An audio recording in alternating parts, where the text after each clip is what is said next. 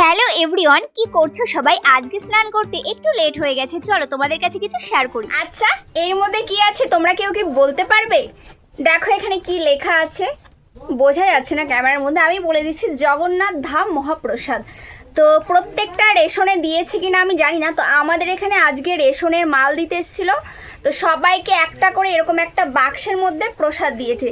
তো চলো তোমাদেরকে দেখাচ্ছি বাক্সের মধ্যে কি কি প্রসাদ রয়েছে। বাক্সটা খুলেই ফার্স্টেই কিন্তু জগন্নাথ দেবের মূর্তি আর মন্দিরের ছবি রয়েছে, তার মধ্যে রয়েছে 3 রকমের প্রসাদ। শুনেছি ভোগ দর্শনে নাকি দুর্ভোগ কাটে, জানি না কতটা সত্য। আজকে সকালে গীতা পাঠ করতে পারিনি বলে মা তো এখন পুজো দিতে বসেছে, আমি এখন গীতা পাঠ করছি। আমরা যে পুজো দিতে বসেছি হঠাৎ করে আমার মেঝো পিসেমশাই এসেছে, আর দেখো ওনাদের ওখান থেকে কত মিষ্টি এনেছে আমাদের জন্য। তবে জানো তো তোমরা, আমার কিন্তু পুরীর জগন্নাথ দেবের মন্দিরে যাবার খুব ইচ্ছা, জানি না কোনদিন স্বপ্নটা পূর্ণ হবে কিনা।